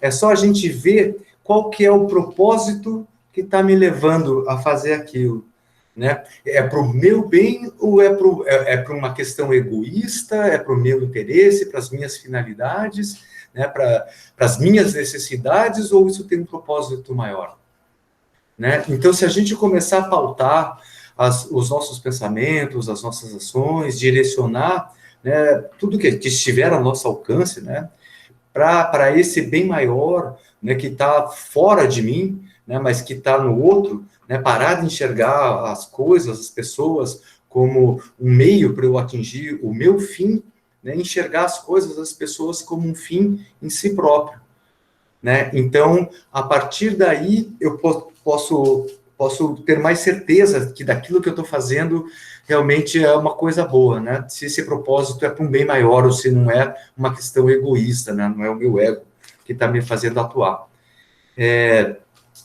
Outra colocação que eu gostaria de fazer também, eu esqueci. Normal. Espera aí, estava falando sobre o mentalismo. Me lembrei. A geometria sagrada, ela nos dá uma forma de trabalhar, né, de maneira material, coisas que têm uma energia transcendente, né? Então, isso dentro das leis do Kybalion, eu acho que estaria dentro do princípio da correspondência, porque como o que é em cima é embaixo, né, como é dentro, é fora, né, que é o princípio da correspondência, eu posso estar atuando, né, dentro do espaço onde eu posso atuar, né, que é aqui em 3 dimensões, mas tendo um reflexo no plano superior, porque aqui, nesse plano, nós somos os atores principais, né, nós somos os protagonistas, né, e acho que é muito bom a gente esclarecer também, né, talvez agora a Thaís até fique braba comigo, que, até riu ela, mas que a gente está sujeito às leis, né, das 3 dimensões. Não adianta eu falar que a matéria não existe, né, porque ela existe, né, tanto existe que se você quiser atravessar uma parede, você vai dar de cabeça nela, né, que vai ganhar tentando atravessar uma parede é um galo na testa, né, então, daí já vem a última lei, que é a lei da causa e do efeito também, né, nós somos obrigados a colher aquilo que a gente plantou, né, fazendo só uma revisão muito rápida, assim, dentro do meu ponto de vista dessa 7ª lei, lei da causa e efeito. Mas, né, nós podemos interferir nessa lei quando nós plantamos, né? Então, essa lei da causa e efeito, ela vale em todos os planos, né? Todas as leis, elas são correspondentes, todas elas atuam interrelacionadamente, todas elas estão atuando em conjunto. Mas a lei da causa e efeito é o seguinte, eu sou, como é que eu posso dizer, responsável, né? Ou eu sou co-criador, né, da minha realidade aqui na causa. Agora, o efeito, ele não está mais no meu plano de ação, né? Sobre ele eu já não tenho mais nenhuma autoridade, nenhum poder, né? Mas eu tenho poder na causa. Então, se eu pautar... Diga. Por isso que a gente diz, né? Colher o que plantou. Porque você pode escolher o que você plantou, mas se você plantar milho, você vai colher milho. Sem dúvida. Eu gostaria de plantar um milho e colher morangos, né? Verdade. Tá certo. Bom, pessoal, alguém gostaria de participar? A gente está num círculo, tá? Tá todo mundo equidistante, bora lá. Se quiserem abrir a câmera, enfim, fazer alguma colocação, devagar junto, tá? A gente ainda tem mais um tempinho para fazer isso. E a Clara pediu, Clara, já estou com o material aqui na mão, tá? Se tu quiser, a gente pode mostrar rapidamente, assim, como é que a gente inicia o desenho de uma flor da vida. Tá? Clara? Agora eu vi outro dia uma chargezinha. Oi, aqui. eu quero Opa. sim.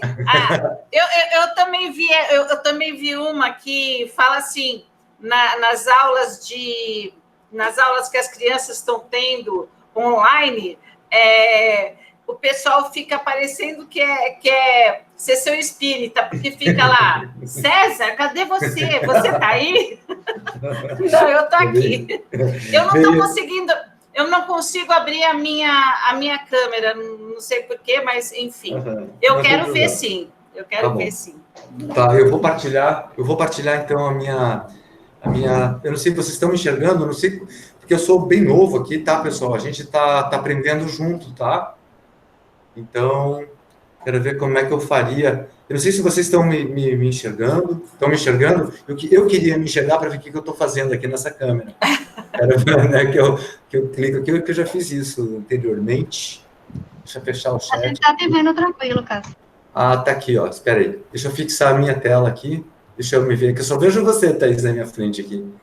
Deixa eu ver. Aqui, fixei. Me fixei. Oi, Cassinho. Coisa feia. Jesus. Ah, dá para ver ali atrás umas coisas que eu já andava brincando e tal. Bom, pessoal. Normal, Cássio. Estamos todos aprendendo nesse período agora. Oh, maravilha. Bom, pessoal, isso daqui é uma proposta que a gente tem para fazer mais para frente, tá? Então, esse daqui é o nosso cubo, tá? O hexaedro, tá certo? Então, só relembrando na nossa aula, aqui nós temos uma face, tá? Vértice, aresta e face, tá? Todo mundo vendo, né? Então, olha que interessante. Se eu deixar ele dessa forma aqui, eu tenho um hexaedro. Tá? A gente pode ver que ele vai estar com 6 lados, ó. 1, 2, 3, 4, 5, 6, tá? Então, um cubo, numa representação bidimensional, ele é um hexaedro, tá? Olha que bacana.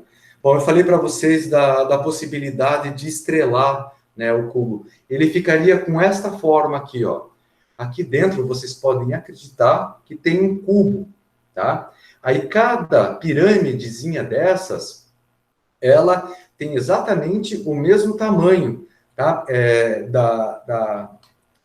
Dessas arestas aqui. Então, essa mesma aresta que formou o cubo, tá? Ela tem esse tamanho aqui, ó.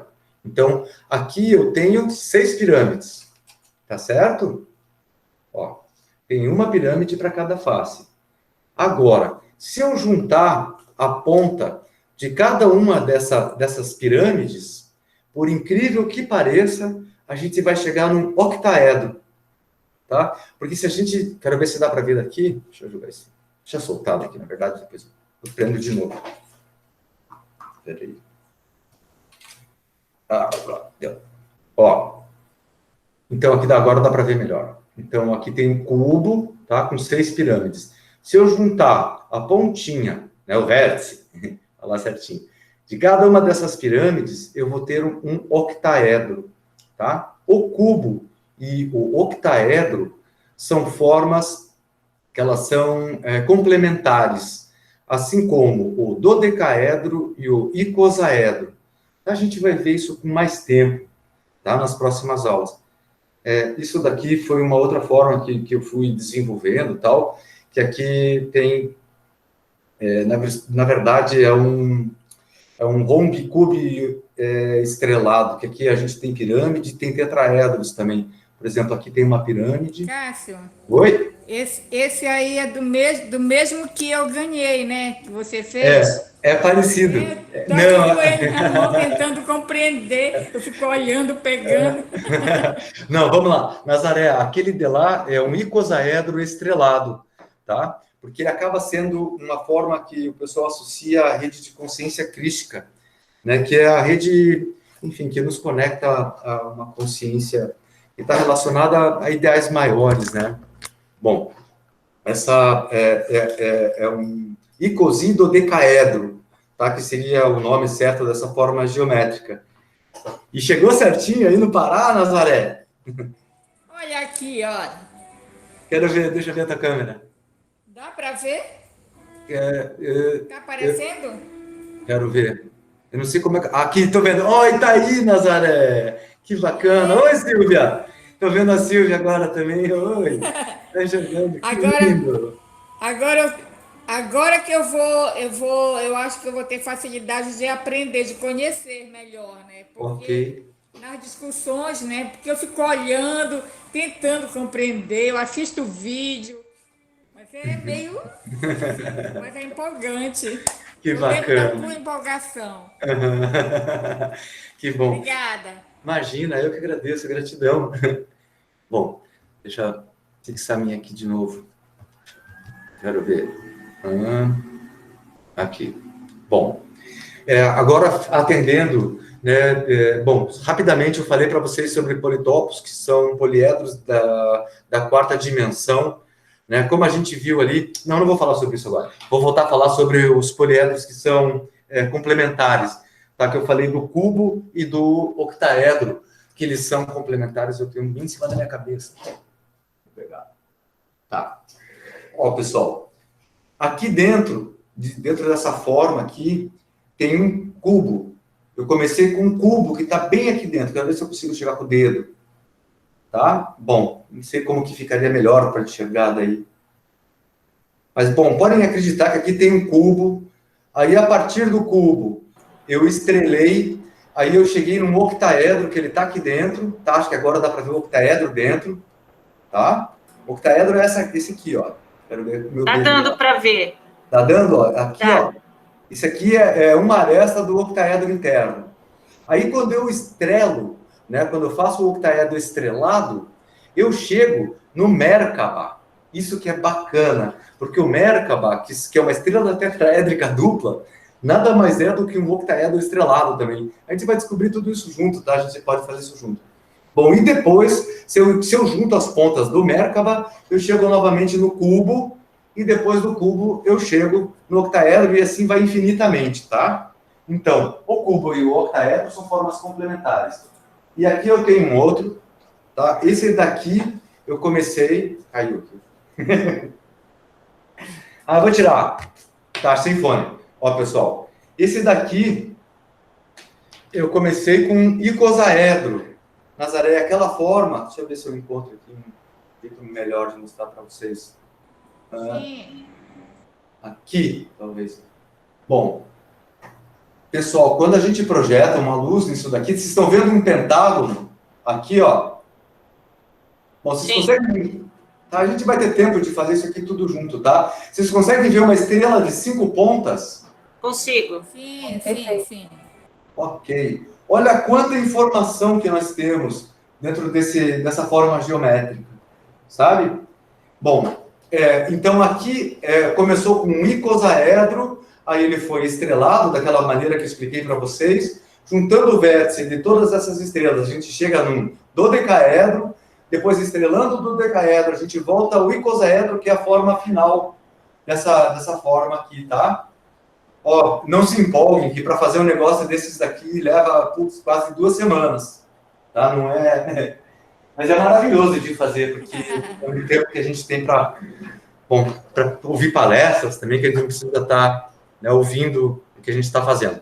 Bom, Clara, agora é para ti, tá? Vamos lá, eu vou tentar desenhar rapidamente aqui uma flor da vida, tá? Para vocês verem, eu nunca fiz isso, pessoal.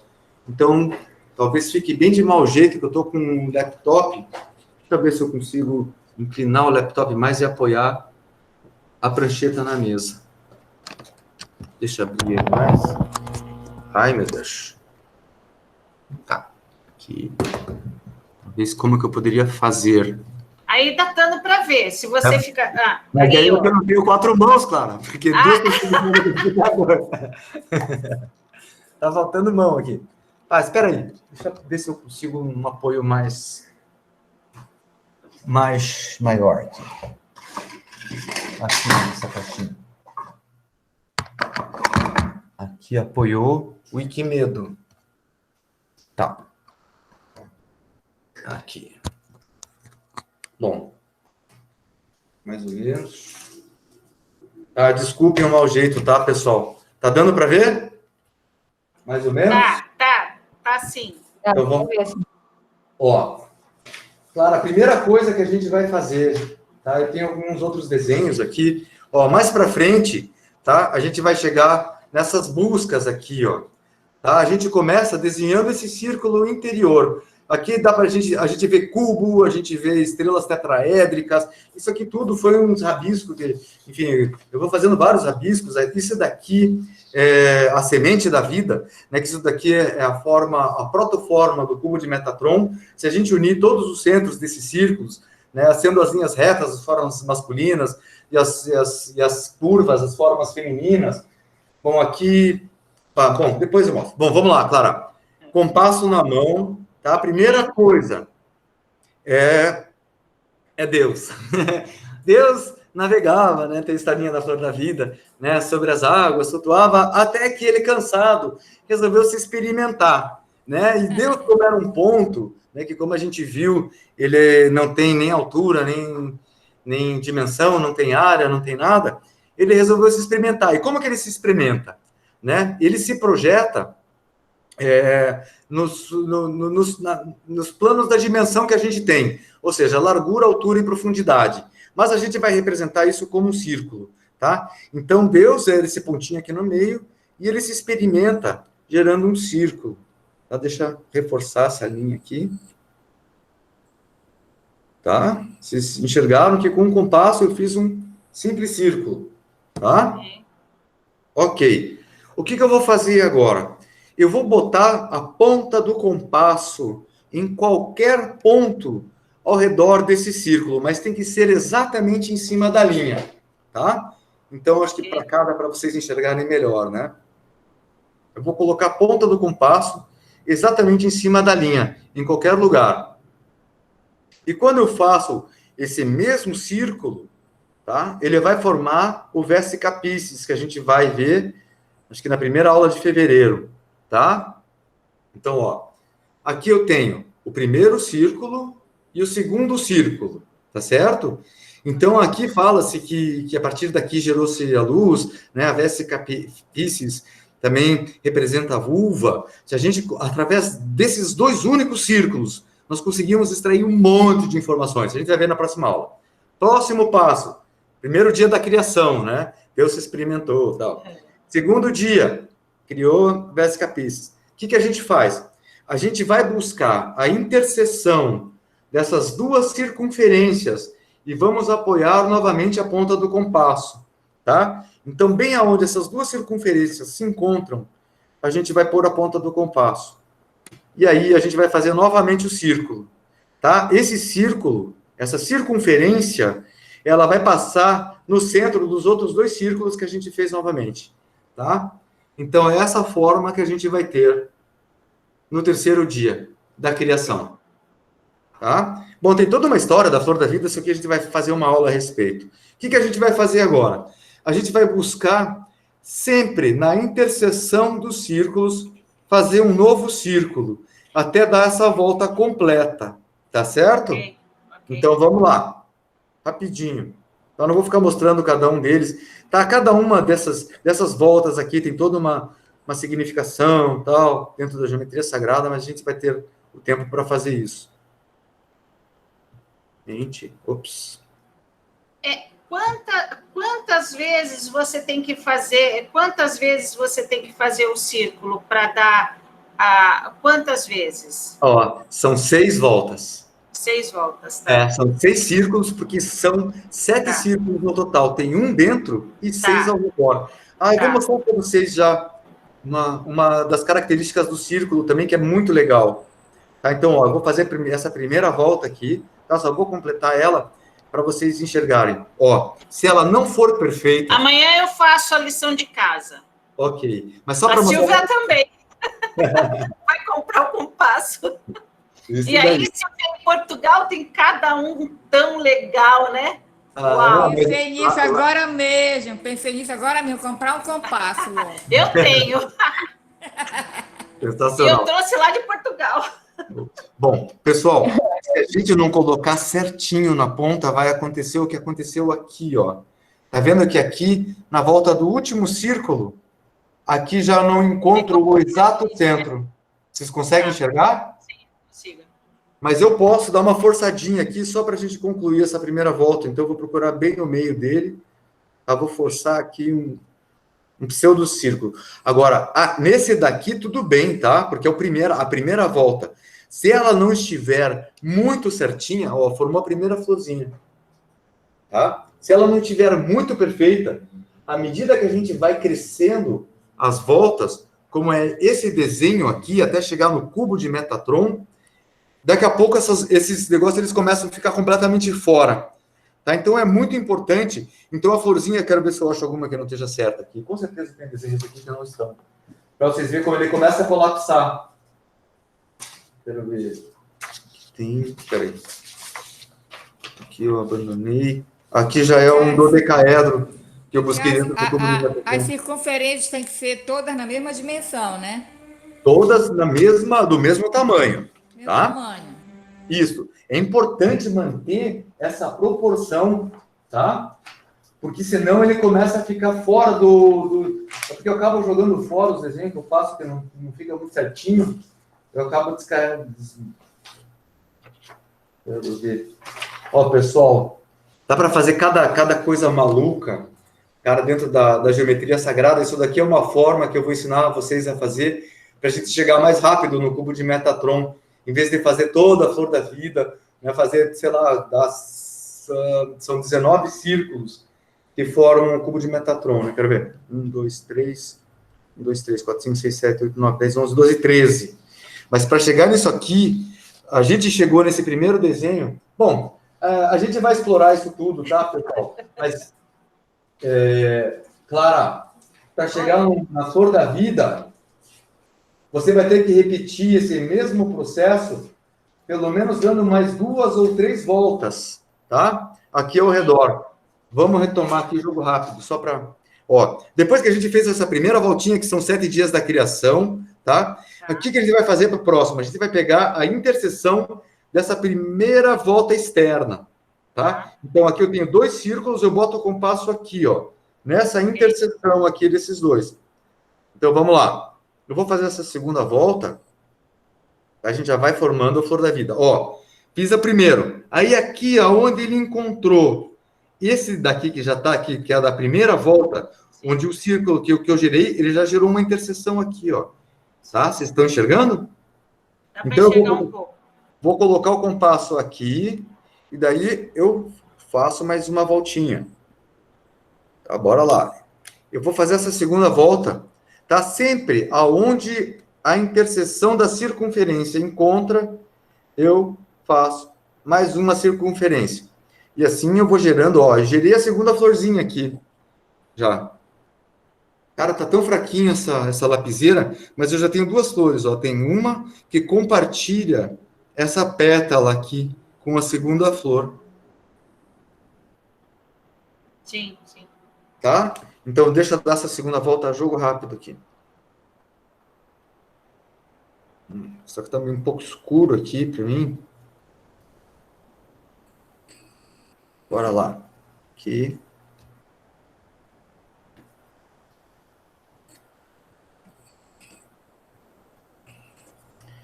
Bom, normalmente dá para fazer isso daqui com lápis e depois repassar com caneta.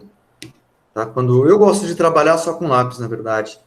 Até a professora Angélica Lisanti fala que quando a gente trabalha com gráficos, com cristais, né, quando a gente utiliza o grafite, ele também é um mineral, né? Então ele tem uma conversa muito mais... Peraí, aqui. Aquela rosa dos ventos, que tem norte e sul, aquilo também é uma geometria também, não é? Sem dúvida. Eu adorava fazer. Muito legal. Aquela rosa dos ventos é sensacional. Bom, só faltam mais uns 2 ou 3 círculos aqui. Ops. Pessoal, não deem compasso na mão de criança. Ainda mais as que são meio apatralhadas, que elas furam a perna, furam a mesa. Eu já estou completando aqui. Primeiro círculo. Ó, então aqui eu já dei a primeira volta. Não, falta mais um aqui, desculpem. Esse daqui é o último para completar. Daí a segunda volta na flor da vida. Tá? Quando a gente faz a flor da vida, depois a gente encontra a árvore da vida, que também é um gráfico muito legal da Cabala.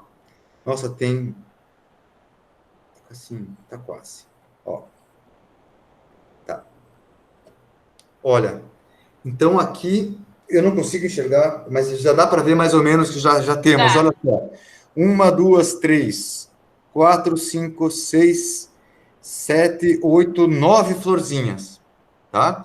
Quando eu der essa segunda volta aqui agora, que eu vou fazer exatamente do mesmo jeito, coloco o compasso aqui, Tá? Afasta mais um pouco, cara. Tá Eu cortando. rodo de novo. Oi? É que tu botou muito perto da câmera e só deu para ver a metade aqui da sua. Desculpa. Isso, vão me orientando, porque próxima vez eu dou um jeito de instalar uma câmerazinha e tal. Conseguiram enxergar agora? Sim, agora sim. Ok, Silvinha. Bom, bora lá. Então, ó, coloca aqui e repete todo o processo de novo. Tá? Isso daqui vai crescendo infinitamente. E cada vez que a gente faz isso, a gente vai agregando mais uma série de informações. Tá? Olha, na hora que eu der essa volta completa aqui, que eu vou ter realmente o desenho da flor da vida. Tá? Eu tenho uma em algum lugar, que na verdade ela está com uma jarra, uma água ali. Bom, então, pessoal, uma coisa muito importante, tá? A gente vai ver quando a gente for estudar a flor da vida, que ela precisa ter 2 linhas ao redor, tá?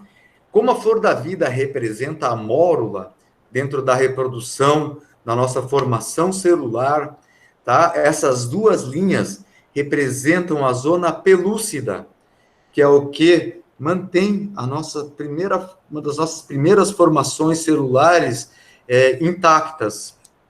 Tá? Aqui escapou a ponta.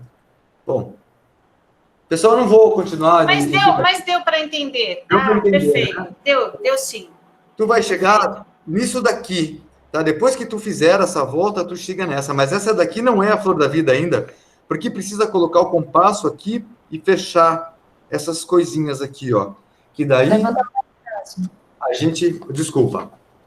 Ó, tá? Isso daqui é a sequência desse desenho que eu estava... Se eu completasse aquela volta agora, tá? A gente ia ter aqui. Agora, olha só. Aqui eu tenho 3. 1, 2, 3, 4, 5. Aqui eu tenho 1, 2, 3, 4. Tá? Ele aumenta e diminui a quantidade de círculos. Tá? É muito legal. E a partir daqui... Deixa eu ver se eu tenho algum outro desenho aqui. Aqui já são algumas... Enfim, esse aqui já é um cubo de Metatron, né, mas ele não está bem certo, porque aqui tem a flor da vida com o cubo de Metatron, mais ou menos, porque está faltando algumas ligações aqui ainda. Tá? Bom, pessoal, a zona pelúcida, que são aquelas 2 linhas que tem ao redor da flor da vida, são essas 2 linhas aqui, ó. Isso daqui, ela tem com certeza uma dimensão certa. Ela deve ter uma distância exata entre essas 2 linhas aqui. Eu nunca consegui descobrir qual que é essa dimensão certa. Tá? Qual que é esse tamanho certinho. Tá? A gente vai ter que... Enfim, tem muito aprendizado a fazer junto.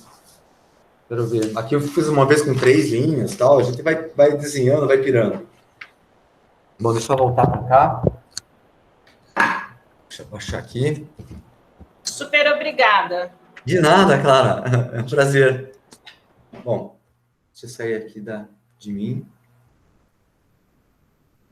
Bom, pessoal, eu não sei, alguém gostaria de falar mais alguma coisa? Tem alguma dúvida? Gostaria de fazer alguma colocação? Não? Eu me lembrei de uma coisa.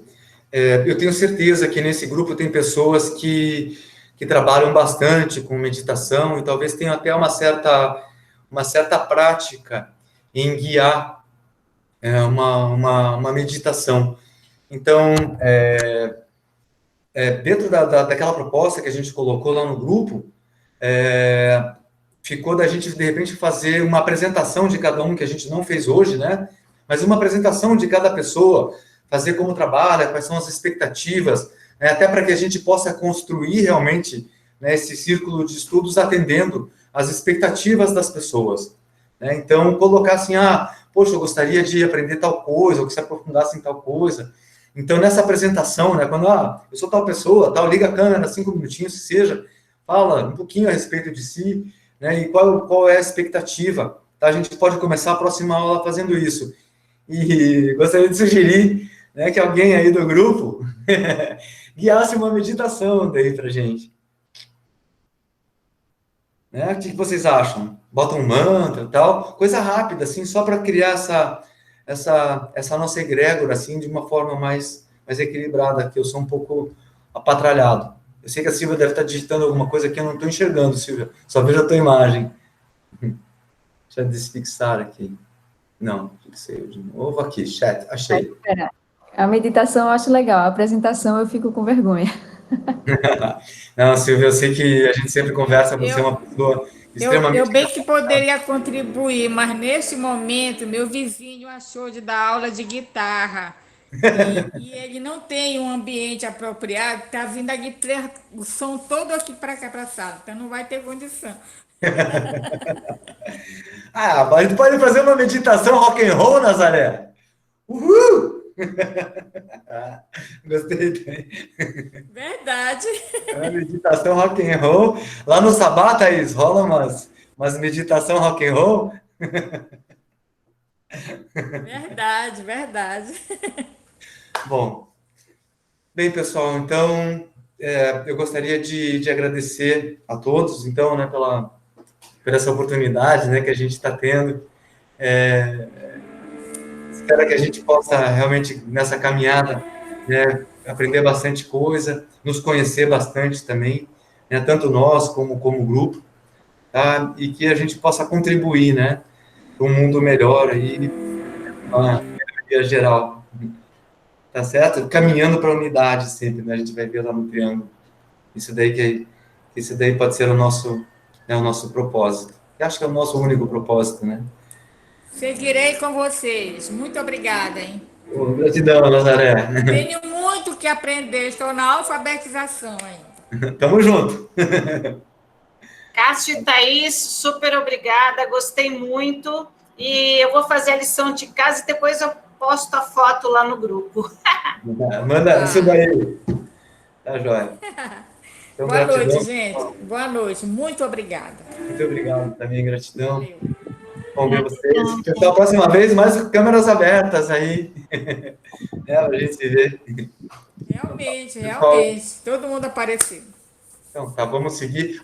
Quarta-feira eu mando no grupo daí o link, tá? Vai ser uma apresentação diferente lá no ponto de espiritualidade. Tá? Lá eu vou falar um pouco sobre frequência, sobre Ok. a cristalização dos números, tá? Como que... Cássio e Thaís, a gravação desse encontro de hoje. Tá, isso cabe com a Thaís, ela que pode explicar. Vai ser verificada, né? Onde vai ser postado? O Cássio, e o PPT, tu vai disponibilizar para a gente? Vou, com certeza. Tá, isso é simples, isso é bem fácil, acho que pode disponibilizar até no grupo lá direto, tá? Só estou devendo a referência de onde eu tirei o número e as letras de cada sólido platônico. Tá? Eu vou pesquisar isso daí. Isso daí ficou numa outra apresentação que eu reaproveitei esses slides e não puxei a referência, mas eu não sei, né, certinho o que é. Tá bom. Tá? Sobre a gravação, a gente vai fazer o teste, né, Cássio? Ver se qual é o melhor, se é YouTube, enfim, para tentar disponibilizar com essa gravação já de agora. E aí a gente vai vendo. Tá bom? Gratíssima por tudo. Tchau, boa noite, gente. Gratidão, gente, boa noite. Valeu, valeu.